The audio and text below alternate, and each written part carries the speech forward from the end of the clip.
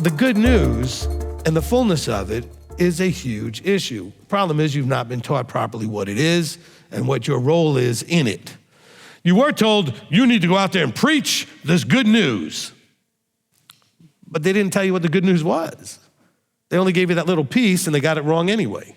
Your job is to preach the gospel, which is a word for good news. They wanted just to talk about Messiah. But they didn't want you to talk about Messiah holistically, like in other words, all that he is, just this very limited piece of what they believed is Messiah. See, we understand that he's the truth. He's the way. He's the light. He's the life. He's the Torah. He's the word. See, we understand in a much more complete way who and what he is.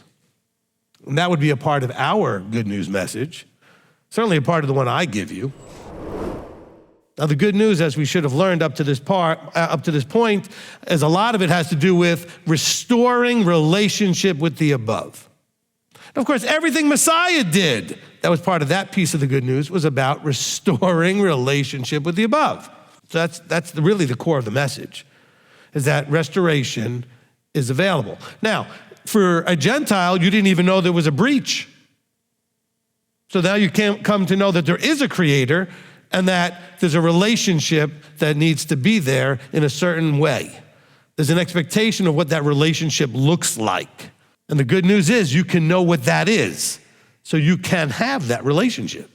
That's really good news, that you don't have to just wonder and guess, and hopefully randomly you get it right. Like he gives you written instructions, says, this is the relationship I want with you. Those who love Paul, are we going to call them all cultists now because they loved Paul and what he was doing? Or Peter or John, whoever was out there doing whatever they were doing? Or are we going to recognize that they had a role? And sure, if they really are anointed and appointed, should not the people look at them in that particular way? See, the cultic thing comes when you find your leadership person sticking themselves in your everyday life, trying to control that, judge that, and all of that kind of stuff. We will never do that here. Elder will tell you, some of you ask us to, we just won't do it. Or you expect us to do it in terms of other people. You say, well, why is anybody letting them do that or that? I said, because we are not going to go ahead and try to control people. If somebody's actually doing something that actually causes a real problem, division in the body, we'll ask them to leave. That's happened incredibly rarely, but it's not our job to control, manipulate, or insert ourselves in how you walk this out. You don't agree with me, you're going to go start your own thing? Go start your own thing. Because if you don't agree with me while you're here, we need to be talking, not you making public videos.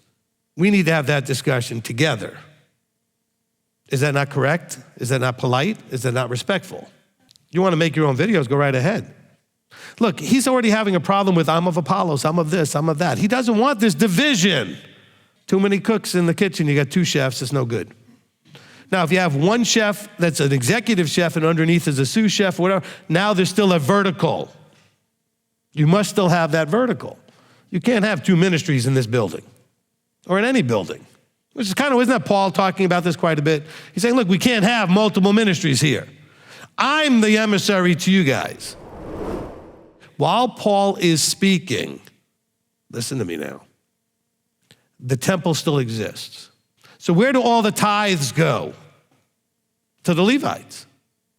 The temple still exists. So Paul is basically responding to that situation by asking for offerings to support them. Could you guys take care of us, feed us, give us shelter, so that we can exist doing the work we're doing? So this is benevolent offerings, generosity from the people. The offerings that were required by the temple and the tithing still was going to the temple. At least it should have been.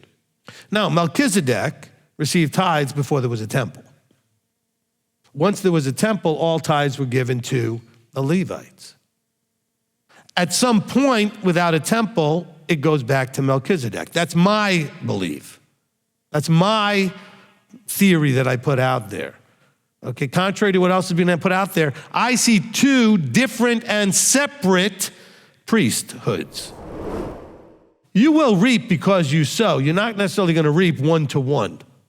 In other words, if you sow finances, because let's assume for a second you actually have extra. I'm not telling you like the $1,000 seed guys to take every last penny you got thinking you're going to get more money. No, but if you sow finances, you may reap other things you need.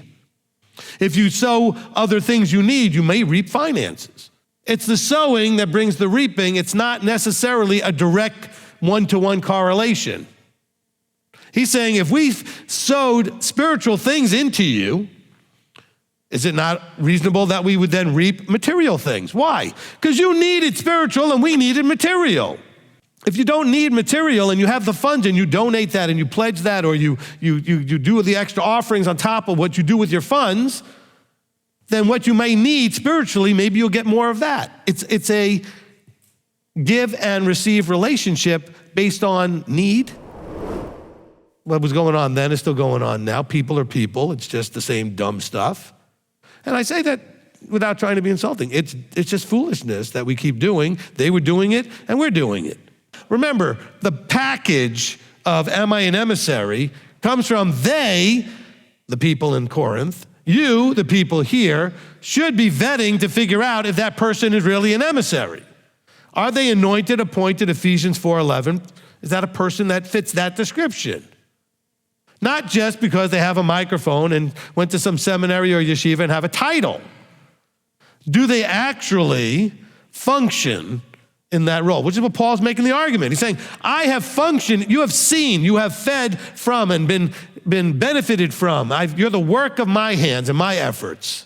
Now don't take Yahweh out of the mix. Don't take the Father out of the mix. Because if anything he did was good, it was only because he was doing it at the behest of the Almighty. See, this is him talking about a hireling. Got a lot of hirelings out there.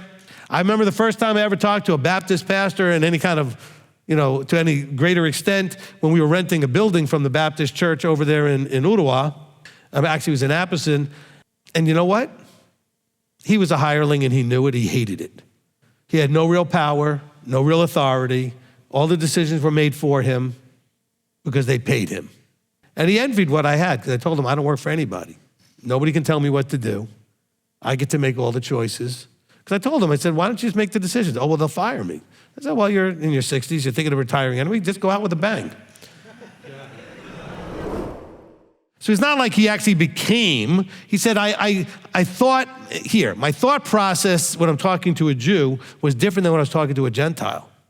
Because I know where they're coming from, so I talk to them from that perspective. I didn't become a worldly person to talk to worldly people, to try to win them over. How's that winning anybody over? It means you stand for nothing. But I believe what he's simply saying is, I want you to know, because he's talking to the audience that's really questioning who he is, I may look a little weird to you when I talk to people in this group, and I sound a little different than when I talk to people in this group, because I have to meet them conversationally, instructionally, where they are. I'm not going to act like they act. I'm not going to become a Jew when I'm talking to Jews and those that are worldly when I talk to people that are worldly. But I'm going to understand that I have to shift my perspective and my approach as I speak, knowing where they're coming from. Elohim is trustworthy that he won't allow you to be tried beyond what you're able. Now, by the way, it doesn't say here that you would believe that while you're in the middle of it.